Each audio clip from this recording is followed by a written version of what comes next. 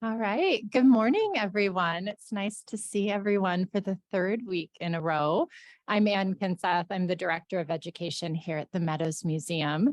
And I'm here to first remind all of you to silence your cell phone if you haven't done that already. Thanks.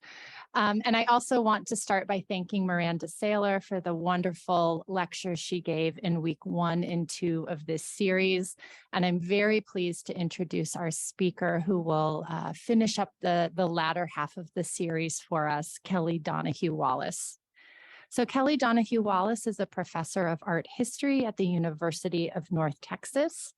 Her areas of expertise include Spanish and Mexican 18th century prints, Spanish colonial art, and art history pedagogy.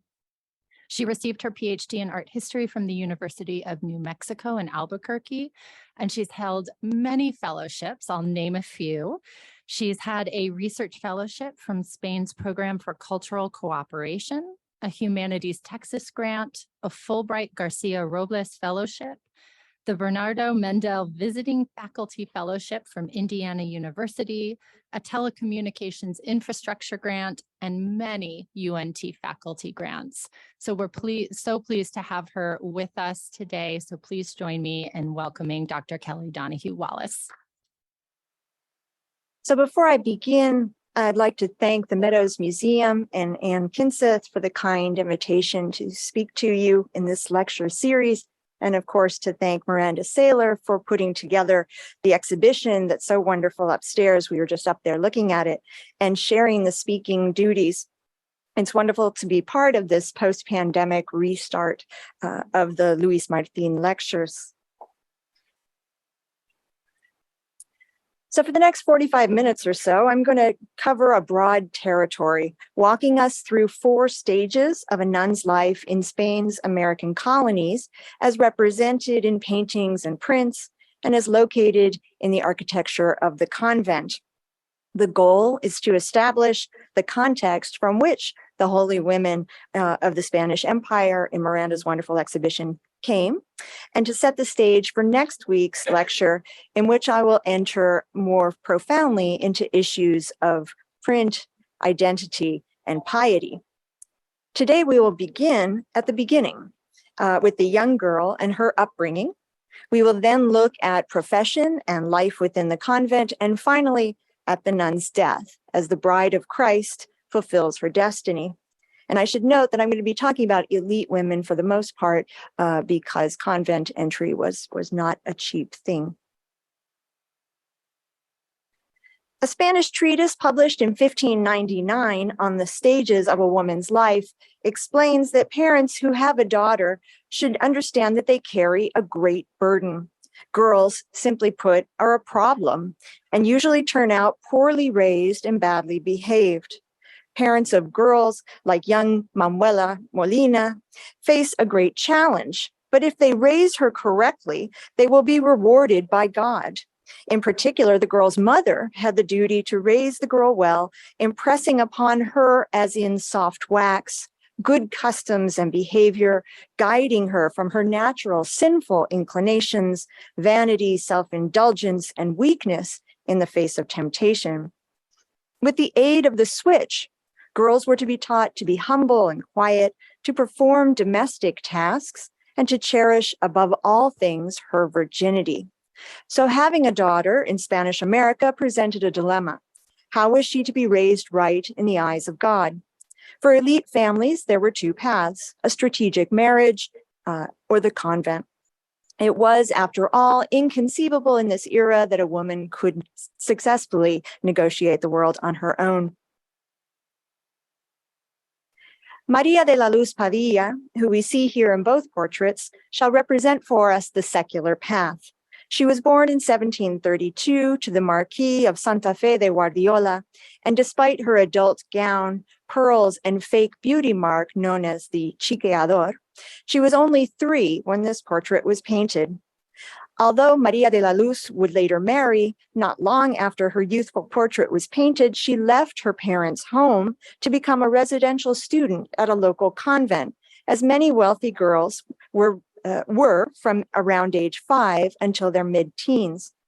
As the treatise's harsh language declares, raising a girl was fraught, and who better to teach her and to guard her virtue than nuns? And so she was placed in a convent to live with a relative who had taken vows. In her care, Maria was appropriately schooled in reading, writing, and domestic chores in the company of humble virgins until her family had to decide, marry or remain in the convent. The decision was as much financial as it was religious. Marriage was expensive. Each daughter needed a dowry to secure a worthy husband, but Spanish law gave colonial estates to the eldest male heir. And while the heir might agree to one sister's strategic marriage, he was less inclined to see his resources diminished for multiple sisters. Better to concentrate wealth and help the family grow its fortune.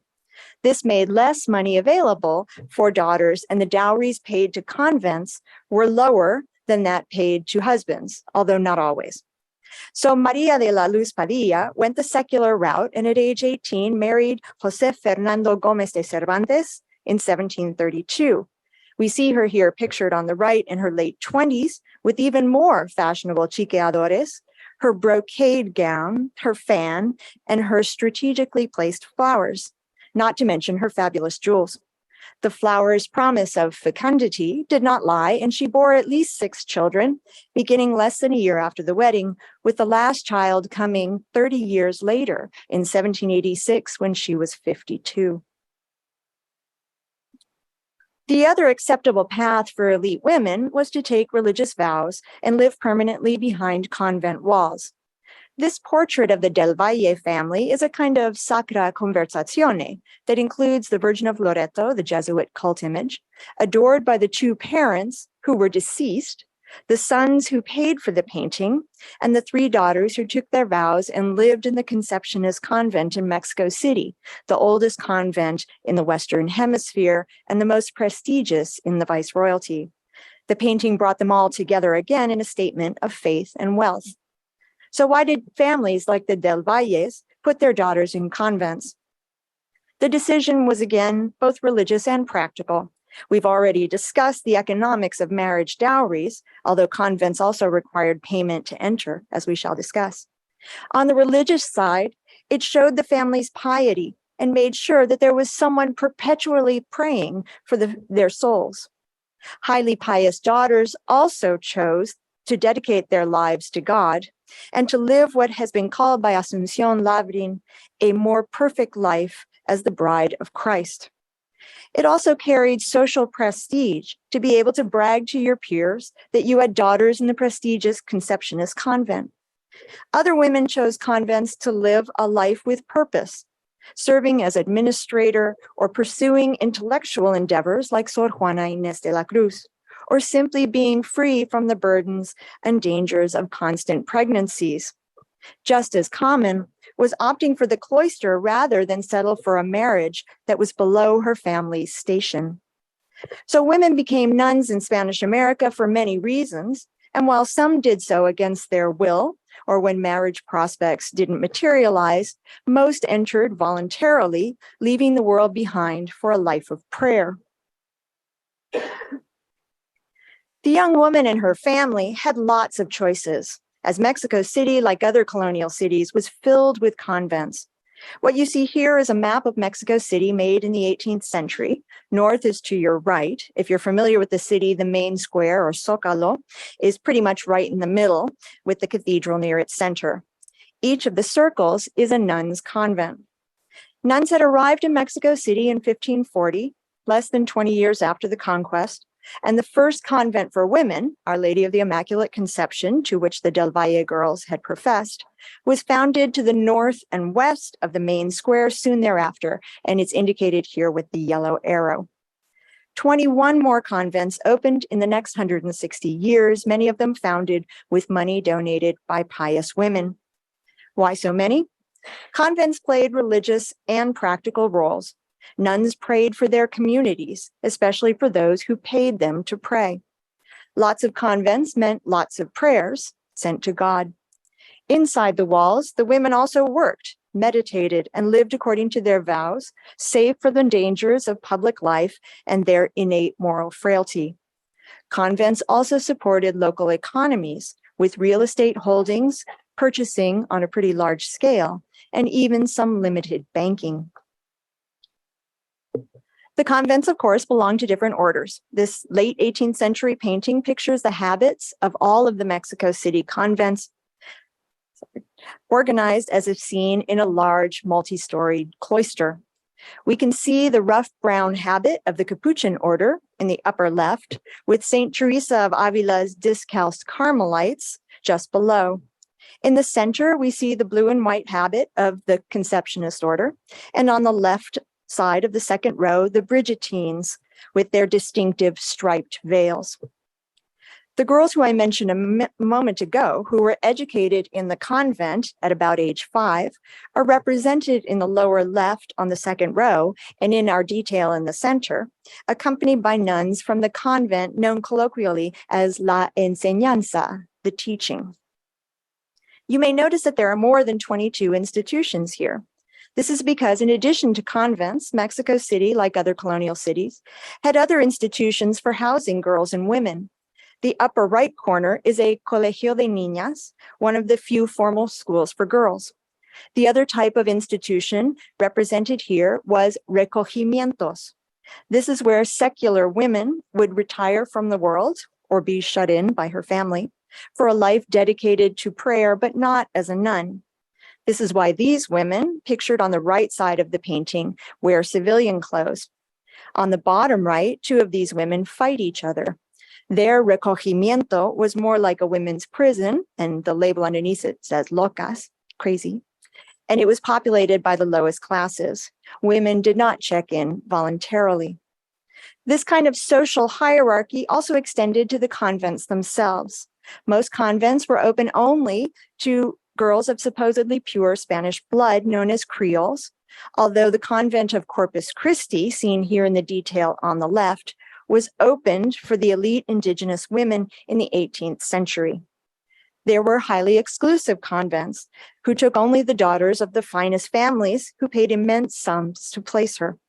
Other convents took any Creole girl, and their dowries were frequently paid with pious donations.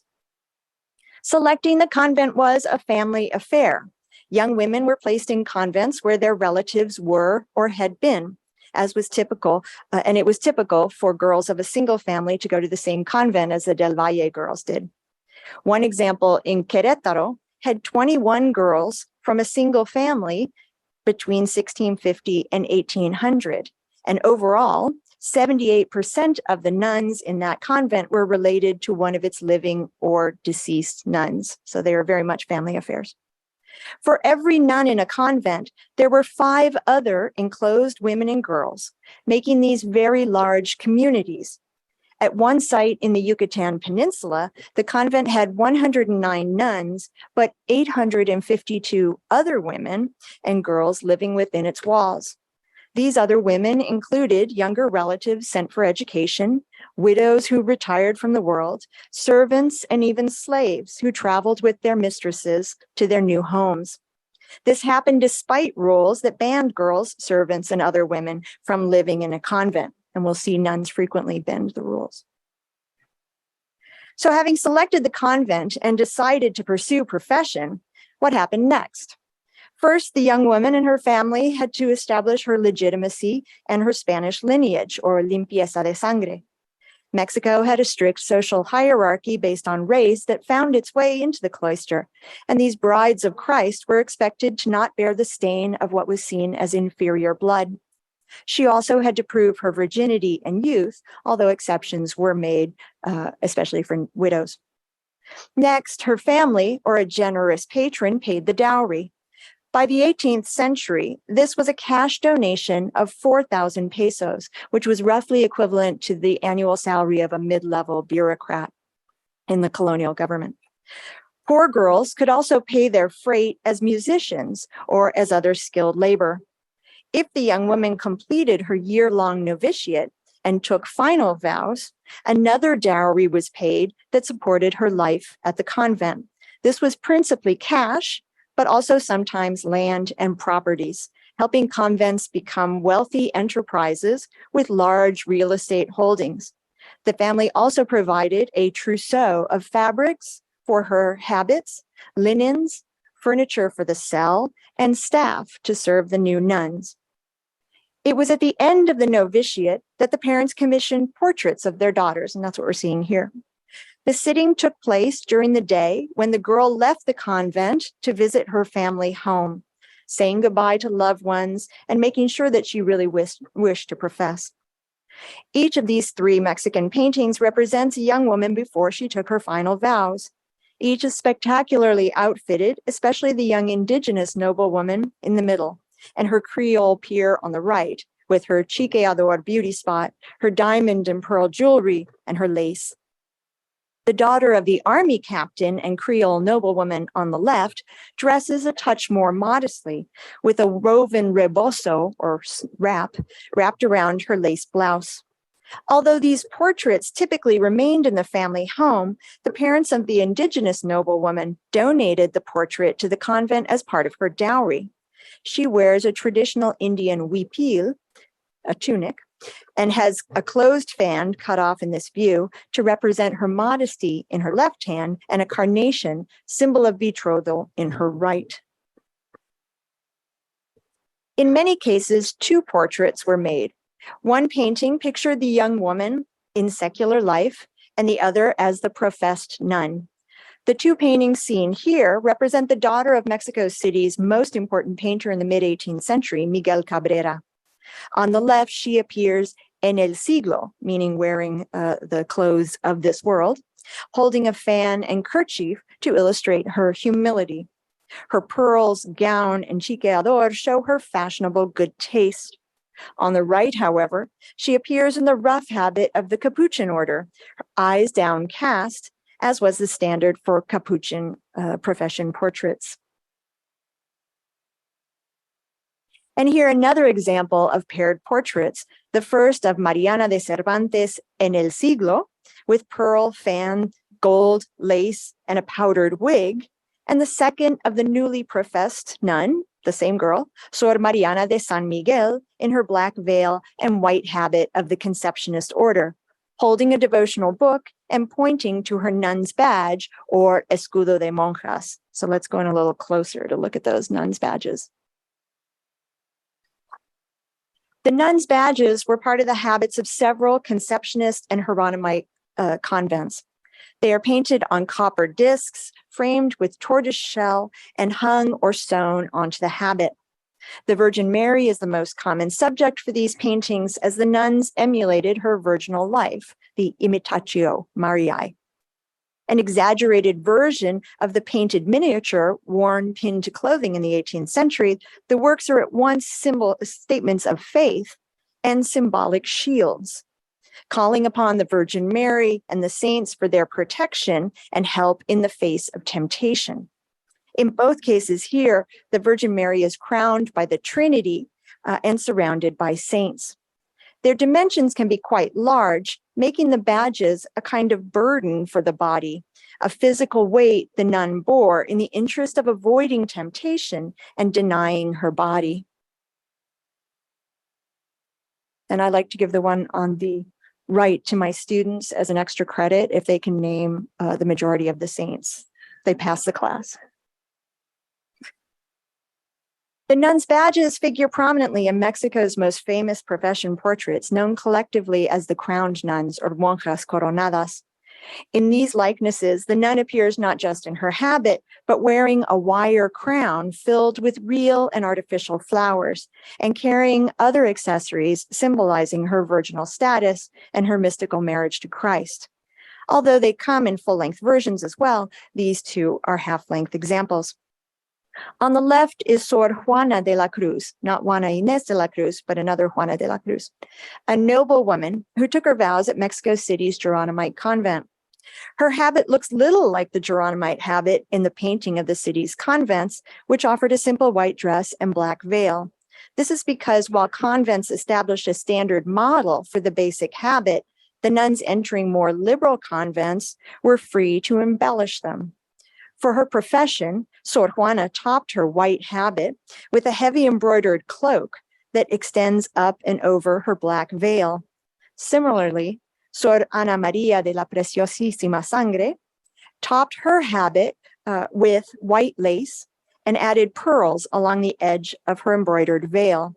Thus, we may consider their embellished wardrobes akin to wedding dresses prepared specially for profession as the nun married Christ. And the bridegroom is present in these images. Sor Juana holds a tabletop dressed sculpture of the Christ child, equally decked out in a flowery crown, while Sor Ana Maria carries the crucified Christ. The groom is present, but not in a way that would challenge the chaste nature of their relationship.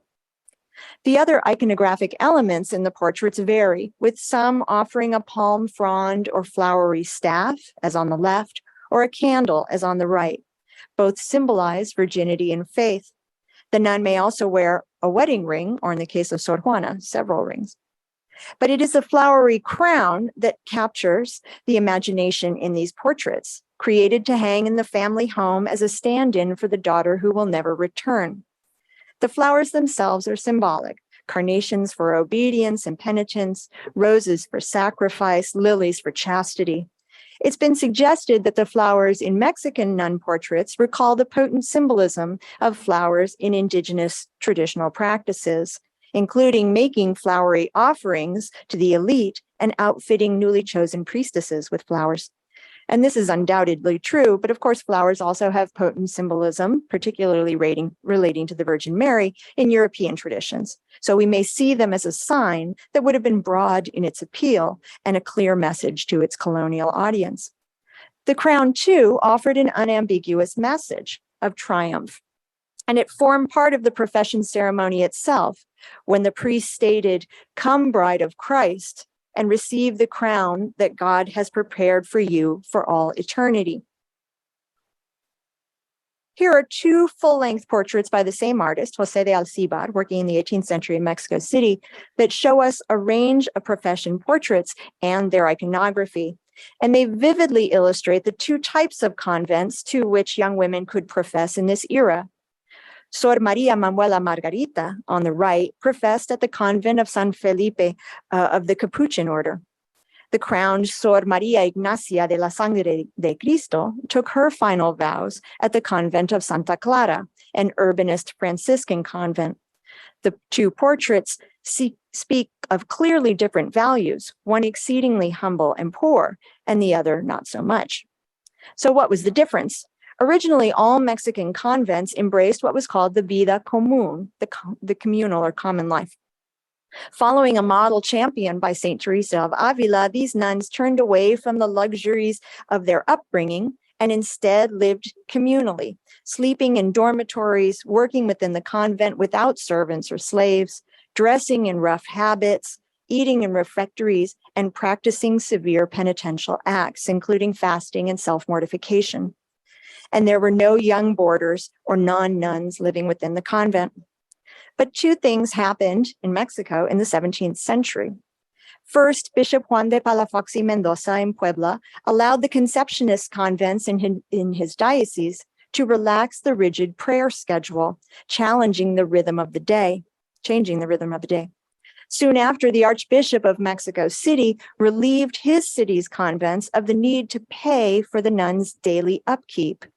Instead, women established accounts and paid for their own living expenses. Soon, the communal life of the city's 13 Conceptionist, Geronimite, Urbanist, Franciscan, and some Dominican convents was virtually abandoned in favor of the vida privada, or vida particular, the individual life. Nuns now built their own cells and outfitted them comfortably, brought in family members, servants, students, and slaves to live with them, ate in their own chambers, and generally spent as lavishly as their pocketbooks allowed. This division lasted until the late 18th century, when religious reforms tried to return all nuns to the vida común, which seems more in line with the spirit of living in a convent, taking particular umbrage with nuns who ignored their vows of poverty and made their habits of fine fabrics embellished with lace, embroidery, and pearls. The nuns protested. As James Cordova explains, at the convent of Santa Ynez in Puebla, a faction of nuns who rejected the reforms took the dramatic measures of opening the convent doors, sounding the bells of their church for the entire city to hear, and shouting that they would rather leave the convent than take up the communal life. The order stood, but only for new nuns, as the king relented and Charles III grandfathered in the vida privada for those who took their vows under that model. So to return to our profession portraits, we should not be surprised that Sor Maria Manuela Margarita from the Vida Común appears in her burlap habit, with eyes downturned, accompanied only by a crucifixion and a book, whereas Sor Maria Ignacia de la Sangre de Cristo on the left, from the Vida Privada, is dressed to the nines, dripping in pearls, lace, and brocade.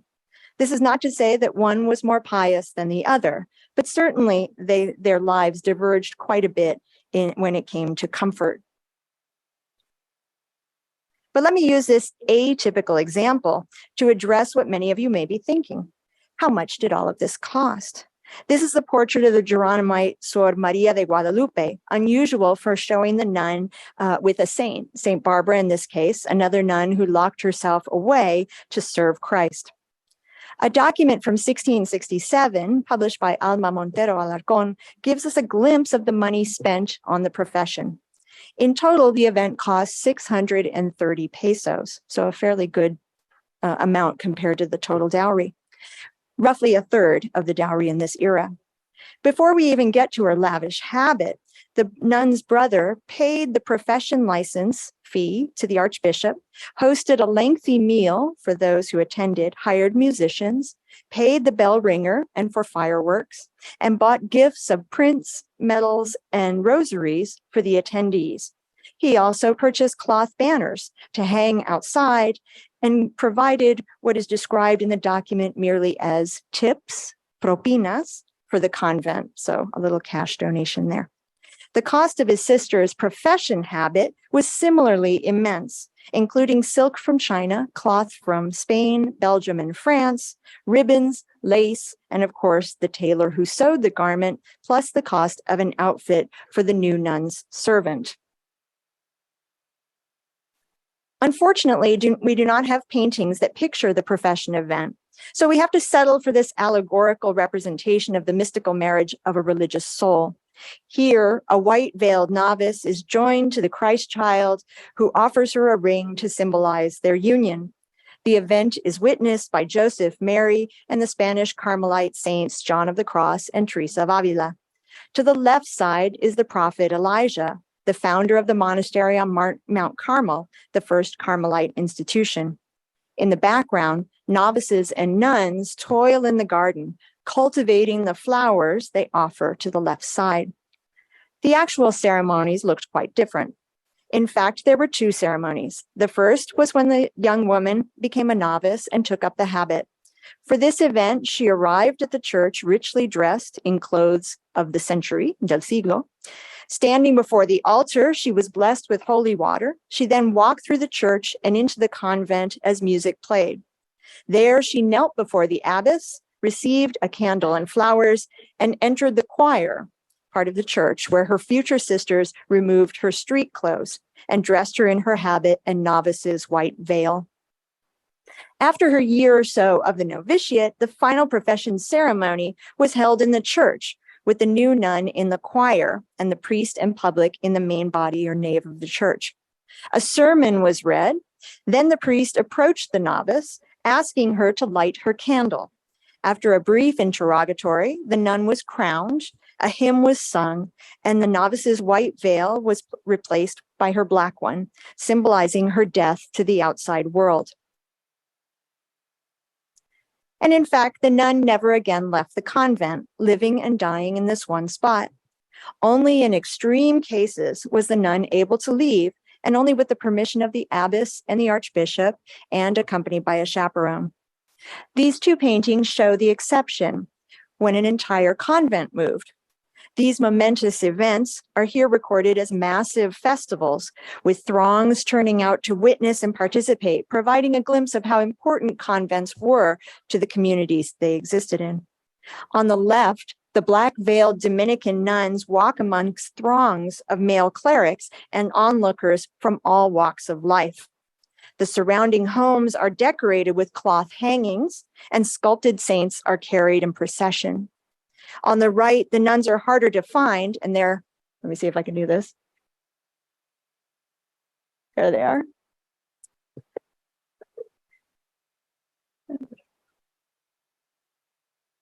Surrounded by thousands of clergy and secular members of Puebla society. But with the exception of events like this, the newly professed nuns ceased to be part of the population of the city. And where, in fact, was she? At this point, we'll shift our focus just a bit to consider the architecture where these women existed, as nuns' convents and their churches had a couple of idiosyncrasies that differed from men's monasteries and their churches and challenged the popular perception of life within their walls. And this is the cloister at Santa Rosa de Viterbo, which we're about to see. There are very few intact convents in the former Spanish colonies, chiefly because church properties were confiscated during episodes of secularization in the 19th century. We will see one of the few intact convents in just a moment, but let's get started with this site. This is the Nuns Church of Santa Rosa, of the Royal College of Santa Rosa de Viterbo in Querétaro, Mexico, run by the Franciscan order. It was begun in the late 17th century and finished in 1752. And we're looking at the front of the church. And this brings us to our first unique feature of nuns' churches. The main entrance is on the side through paired doors. This is because nuns' churches served the surrounding neighborhood, and the solution to keeping the nuns separated from the community was to give over the back third of the church to the nuns, hence the entry on the side rather than along the long axis or at the end of the long axis. We can also see the typical features of Mexican monastic churches in this era, including the bell tower and the dome over the crossing.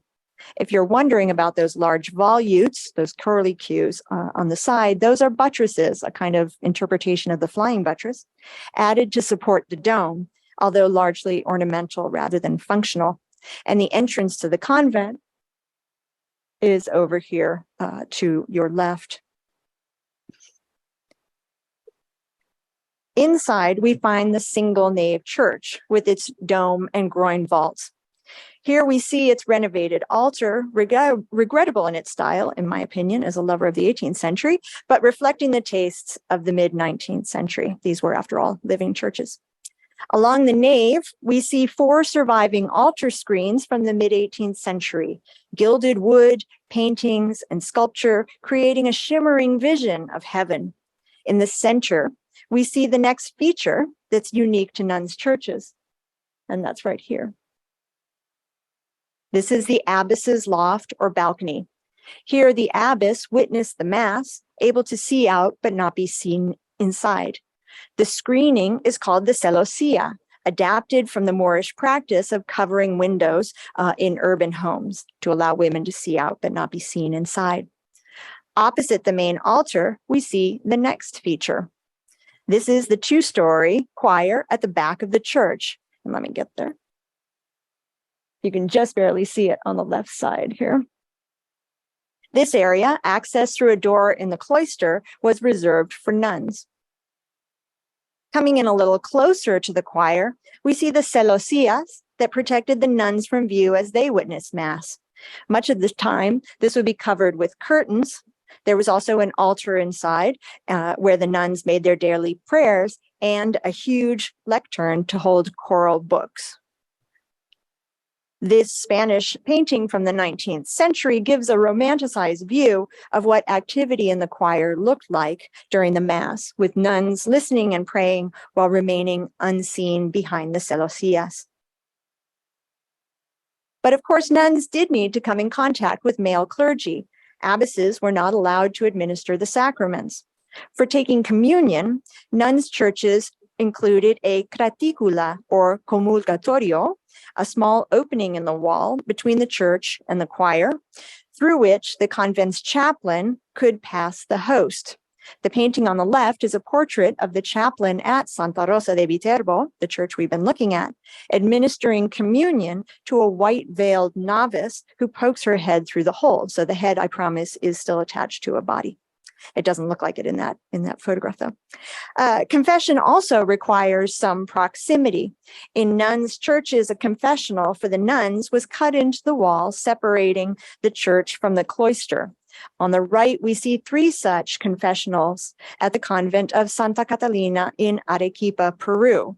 This allowed the nun to confess without entering the nave of the church. And speaking of the Dominican convent of Santa Catalina in Arequipa, it's one of the few convents that remains mostly intact, almost its full original size, and still functions as a convent as well as a tourist attraction. Here we see the plan of the vast convent as it grew. Beginning in 1579, it took up an entire city block by the 19th century. Looking at the plan, we see the nuns' church with its 2 side entrances running parallel to the street. And that's down here at the bottom. The choir takes up the back third of the church, which was typical. 4 cloisters contain other functional rooms, including the chapter room where the convent's business was conducted, circled here in red, the dining room or refectory, circled in blue, the infirmary, circled in green, and the Sala de Profundis, where deceased nuns were initially taken, circled in yellow. But the most remarkable feature of the plan of Santa Catalina in Arequipa is the profusion of cells. The convent followed the vida privada model, and each family purchased or built the cell for their nun or nuns. The cells belonged to the family and passed down through generations. Hence, as more women joined, the larger the convent's footprint. It reached the point where Santa Catalina had streets and neighborhoods of cells, which we will see in just a second. Therefore, you're not going to be surprised to hear that when religious reforms in the 18th century imposed the vida común on the nuns of Santa Catalina, the initiative was not well received. At first, the nuns complied and slept in the large dormitories built for communal living, and those are the labeled dormitorio. But soon, the nuns migrated back to their cells and remain there today. The only place in a convent where the public could visit was the locutorio, or salon. The shape and appearance of these rooms varied, from narrow hallway-like spaces at Santa Catalina and Arequipa to larger parlor-like chambers. The essential element was the grated opening through which conversations could be held. The locutorio's size and comfort depended on the order. A 17th century English traveler to Mexico City gives us a sense of what the more comfortable examples were like, writing, "It's ordinary for the friars to visit their devoted nuns and to spend the whole day with them, hearing their music, feeding on their sweetmeats, and for this purpose, they have many chambers which they call locutorios, to talk in, with wooden bars between the nuns and them, and in these chambers are tables for the friars to dine at." Nuns who gained renown for their writings or for their mystical visions could also receive their own devoted followers in these chambers, as suggested by the Capuchin nun reading aloud to an indigenous man in the locutorio, as we see here in the genre painting on the right. As religious reforms took hold in the 18th century, the locutorio also came under scrutiny, with reformers questioning how cloistered and retired from the world the nun could possibly be if she entertained family and friends with food, music, games, conversation, and chocolate drinking, separated only by a grill, or if she treated the locutorio like a shopping mall, receiving visits from merchants who brought fabrics and trinkets for her to peruse. This ex voto painting shows what visits in a locutorio look like. It pictures a medical emergency that took place in the locutorio of a convent in Querétaro, another one. The visitor is seated beside the grill through which he and the nun visited before he became ill. Fortunately, though it may look bloody, the emergency was resolved successfully, and he was healed within 2 hours with the aid of the sculpted image of the Virgin Mary that someone brought from her cell. So all is well with him. Entering into the convent, life revolved around the cloisters, like this one at Santa Catalina in Arequipa. They were spaces for meditation, processions, ceremonies, and simple communication. They were painted, and while we know little about the artist who worked in Santa Catalina, and you can just barely see the paintings underneath the vaults in the background, it stands to reason that some of the painting was done by the nuns themselves. Workspaces and dining rooms also opened onto the cloister, as did cells. And I had mentioned to you the streets and neighborhoods at Santa Catalina. So here are two views. If you didn't know it was a convent, you wouldn't know it was a convent. And the streets were named for cities in Spain. So you can see Calle Sevilla there on the left. While the name cell appropriately applies to some convents, the nuns' quarters in wealthier convents practicing the vida privada were hardly the tiny Spartan spaces the word cell calls to mind. In these convents, the individual nuns' living quarters could be quite lavish, and it's probably more accurate to call them condos. As families built cells for their daughters, it was not uncommon to design them as smaller versions of the family home, even organizing them around patios where the nun grew food and flowers. These were multi-roomed dwellings with spaces for sleeping, working, and a sitting room or parlor for taking chocolate with friends. Multiple people lived in the cell, including the nun, her younger relatives, and her servant or slaves. And not only did the families build the cells to look like the home, but they also outfitted them as such as well, with furniture, silver, china, and art on the walls and in the niches.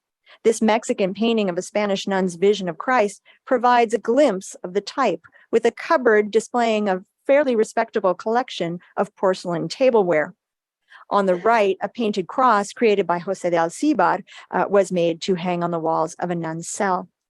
But the cell was also the location for mortifications, fasting, and discomfort, including sleeping in the habit, whatever the weather, no matter how hot, a habit that some orders prohibited from washing with soap. So it was not an entirely comfortable thing to sleep in. While where the vida común was the practice, nuns dined together in the refectory.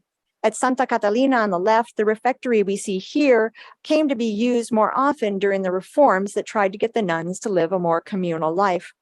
On the right, we see a Mexican painting of a discalced Carmelite convent with nuns being served by a white-veiled novice while a sister reads devotional text. Here, silence reigned, and the meal was not a social gathering, but an opportunity for spiritual reflection. For foodies, the convent kitchens that serve these refectories are fascinating places. They were, of course, microcosms of the colonial world, preparing foods from the old world and the new, lamb and turkey, rice and chiles. They were also veritable factories, cooking not just food for the nuns and other convent residents, but frequently preparing sweetmeats, candies, and pastries for religious and secular festivals held outside the convent. And one example from 1617 is that a Mexican convent made 150 pounds of candy for a royal festival. Convent kitchens also shaped local cuisine. The beautiful kitchen at Santa Rosa in Puebla is not just remarkable for its 3 vaults covered top to bottom in Talavera Poblana tile. Its cook, Sor Andrea de la Asunción, also invented the delicious mole poblano, combining chocolate and chiles in a rich sauce for a dish that she invented to honor the new viceroy. And thank goodness she did. So in addition to cooking, how did the nuns spend their days? As this audience is well aware, life in a convent was a life of work and prayer. Here's a sample daily schedule from a Dominican convent in Guadalajara, Mexico. We see that the day is dominated by prayer in the choir, with work, rest, and meals in between. Each convent set its own schedule, with the strictest convents also including communal matins prayers in the early morning darkness.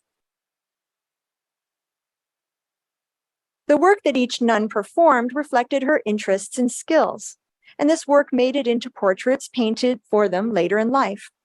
These 2 portraits commemorate the anniversaries of profession for nuns in 2 very important positions, the abbess on the right and the mistress of novices on the left. The responsibilities of the abbess, an elected position, were akin to our CEO, leading the organization and its spiritual, political, and financial health. This included serving as bank for the local community on occasion, as some convents provided loans for their patrons and the nuns' families. As mistress of novices, Sor Maria de Santa Teresa, on the left, schooled future nuns, a position known for being both loving and somewhat brutal. In this case, she also worked as the procuradora for the convent, what we might call today the bookkeeper and logistics and supply chain manager. Other jobs were similarly practical and reflected the spiritual and daily life in the convent. On the right is a 25-year anniversary portrait for the choir mistress from a Colombian convent. And on the left, a genre painting picturing a nun carrying out her duties in the infirmary. These highly responsible jobs were reserved for black-veiled nuns, those who had taken their final vows, while jobs that were less glamorous and more physical, such as tending gardens, went to the white-veiled novices and other women living within the convent walls, their labor forming part of their entry dowry, sort of like a work-study job in a college financial aid package. Convents sometimes had women who were exceptional in the work they performed, the poetess and scholar Sor Juana Inés de la Cruz being the best known example. She is here pictured by Miguel Cabrera in her cell, and unlike other nuns whose portraits offer sparingly few iconographic details, Sor Juana is surrounded by her library and the writing implements she employed to compose her texts before abandoning intellectual pursuits at the behest of her confessor, living the rest of her short life doing more mundane work in the convent. She was, of course, not the only nun who wrote. On the left is the engraved portrait of Maria Ana Águeda de San Ignacio, abbess of the convent of Santa Rosa in Puebla, the one with the great kitchen. But she was also a well-respected writer on devotional matters. She appears here in the portrait that accompanied her published biography, a type of text known generically as a vida, published to satisfy those who had a fondness for the nun and written with an eye toward supporting an eventual campaign for beatification and sainthood. Águeda's vision and those of other exemplary nuns have served as the basis for much of our knowledge of convent life, as they are based on journals that the nuns kept at the urging of their confessors. When an exemplary nun died, her journal was edited and published, usually by a confessor, a topic I will take up in my next lecture. And the Picturing Holy Women exhibition upstairs has several nuns' vidas based on these journals. And from these vidas, we get another glimpse of the daily lives of some nuns, with lengthy and graphic descriptions of self-mortification as a way to defeat the body's desires. On the left is the engraved portrait of Sebastiana de la Santísima Trinidad from Mexico City's convent of San Juan de la Penitencia that appears in her vida found in this exhibition. On the right is the portrait of Madre Jerónima de la Asunción, a 17th century Spanish nun who founded a Discalced Carmelite in the Philippines, and this is her Mexican vida. Both portraits give us a hint of the penitential self-discipline described in their vidas, with cilices and scourges resting on tables within their cells, visually inserting themselves between the nun and Christ, and making clear for the book's readers that the path to salvation was through their use. Other forms of self-mortification, including carrying rocks in the mouth or shoe, sprinkling food with ash before eating it, and suspending oneself from the walls to avoid enjoying sleep. Confessors encouraged this kind of self-abuse within limits, although vidas invariably recount how exemplary nuns did so to the extreme. And it is pictured in this Cusco School painting from the life of Santa Rosa de Lima, Saint Rose of Lima, the first American saint. Although she did not profess, because Lima did not have the Dominican convent she sought, she imposed upon herself a nun's existence, including, as we see here, wearing a hair shirt, cilices on her arm and abdomen, and self-flagellating. In light of her extreme self-abuse, it's not hard to understand why Rosa de Lima died at 31. This painting is believed to be a portrait made just after she expired. And this was not unusual. When exemplary nuns passed away, the convent immediately called a painter to the church. And in my next lecture, I'll describe some quite remarkable things that happened during a few of these portrait sessions. Not every nun got a death portrait, but plenty of them did. Typically, the nun was re-outfitted as the bride of Christ, and Colombia has the greatest number of these paintings. This was, after all, the moment when she would finally meet her groom. The flowers, again, represent her spiritual fecundity, and the crown, her confirmed triumph over sin. She had won the battle against her body and the temptations of the world. Her body was placed in a coffin and displayed in the lower choir of the church. This allowed her fellow nuns to attend her, to pray and mourn, but also her family and the local community who benefited from the prayers the nun and her companions offered for their well-being. They too paid her homage and asked her to bring good words about them to God. At this point, particularly exemplary nuns, those who died with an odor of sanctity, meaning the possibility of securing sainthood, were sometimes subjected to behaviors we might find upsetting today. Fellow nuns, confessors, and others within the convent took relics to capture and retain some of the deceased nun's holiness.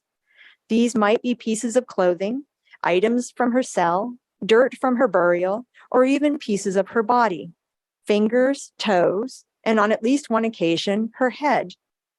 In the 17th century, Puebla mystic Sor Maria de Jesus Tomelin was decapitated by her fellow nuns, with her skull remaining in their care until the local bishop called for its burial almost 50 years later. Displaying the body in the choir also let the portrait painter see her. Full-length death portraits, like the one we just saw, were not common. More typical were half or bust-length images. Here are two examples of a more typical type. On the right, a half-length reclining death portrait, while on the left, the deceased nun has been rotated 90 degrees to appear upright.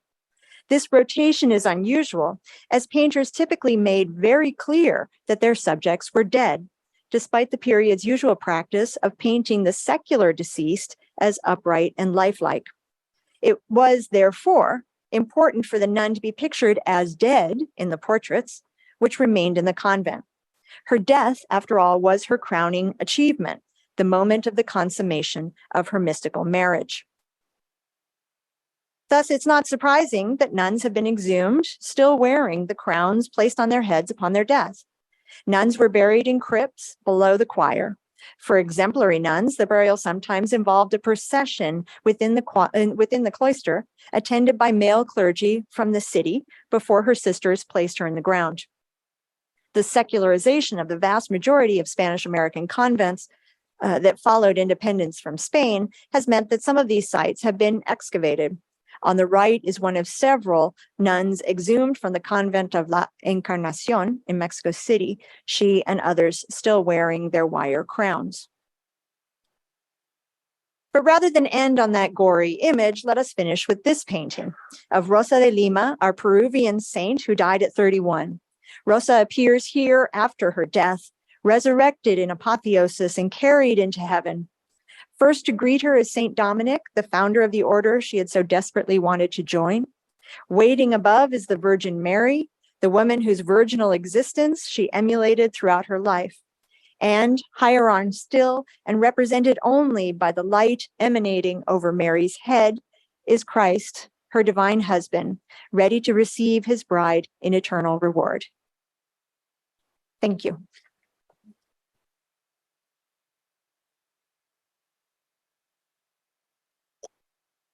Hey, I think we have time for questions. If anyone has one, raise your hand and I can bring the mic to you. Go here and then I'll come back.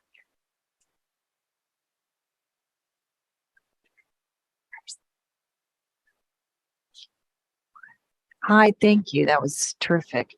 I just had a quick question. Rosa de Lima, was she not able to become a Dominican because of her family circumstances? Like, did she not have wealth? She had wealth. Her family was comfortable. And they in fact build her a sort of convent-like compound on the property. But they didn't. She wanted specifically to enter a Dominican convent, and Lima didn't have one, and so she just became a Dominican convent of one. I was just wondering if you could spell Silesius for those of us who are not fluent in Spanish. The silices that the Silesius, the celosia, screen that yeah. they hide behind in the church. I have to write it out as I can't spell and speak at the same time. Celosias with an accent on the I. Celosias. Thank you. You're welcome.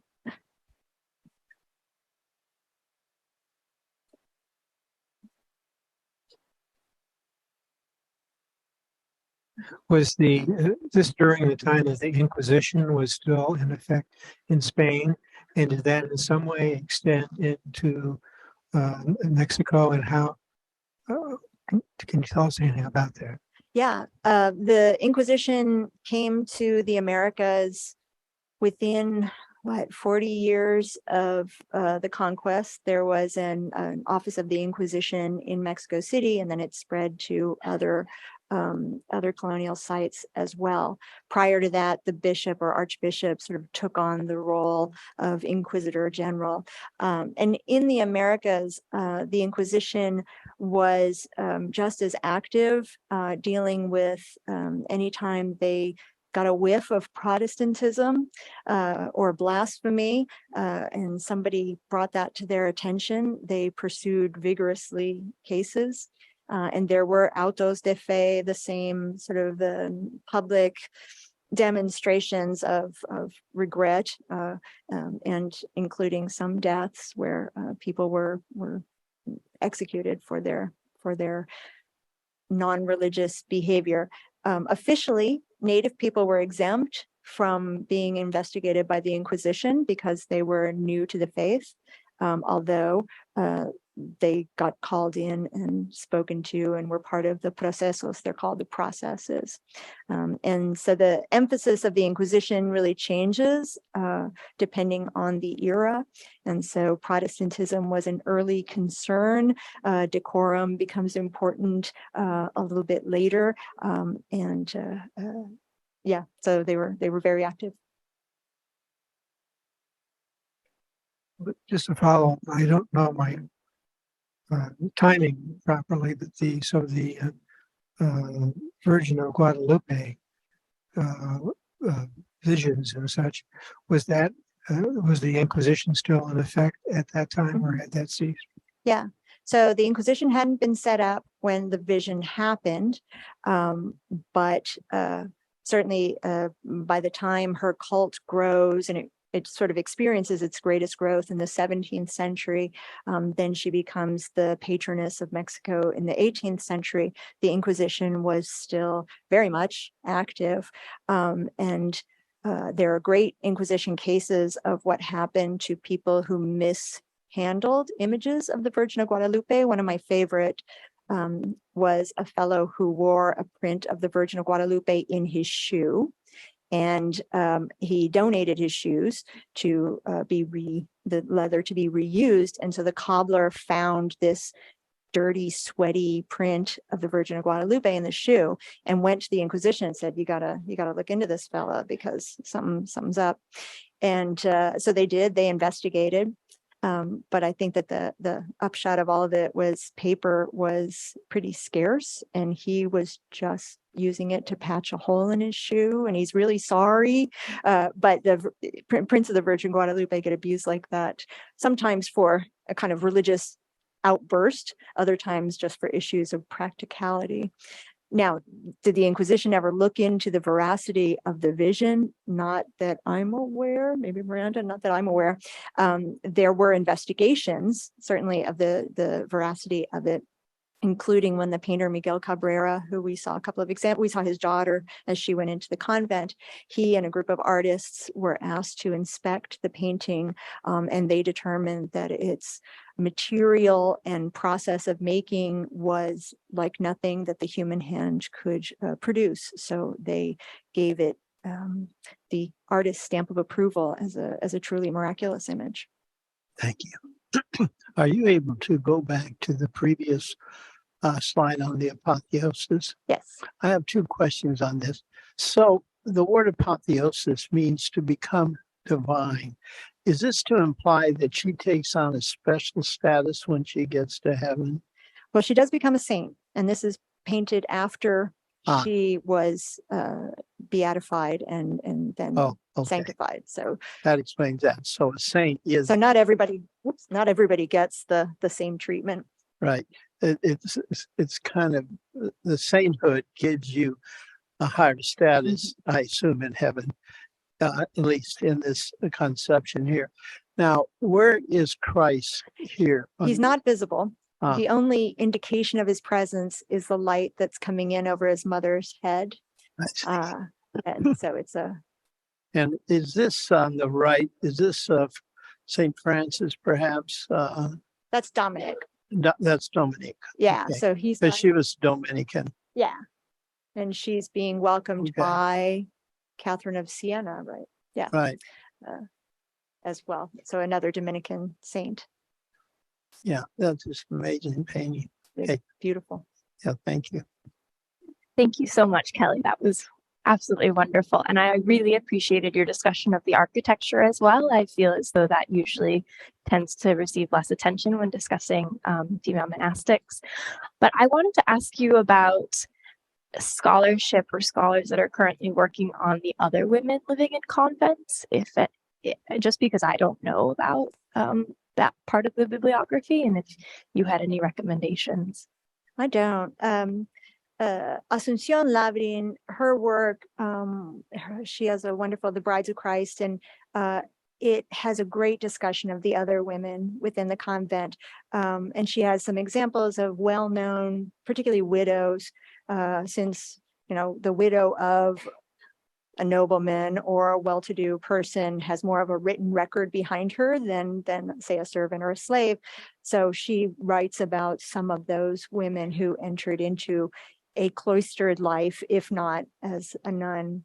So I would say Asuncion Labrin would be a great place to start as a great book in general. Okay, well, thank you so much, Kelly. That was wonderful. Want to thank all of you again for being here. We look forward to seeing you next week on Friday for the final lecture in this series. So thank you so much.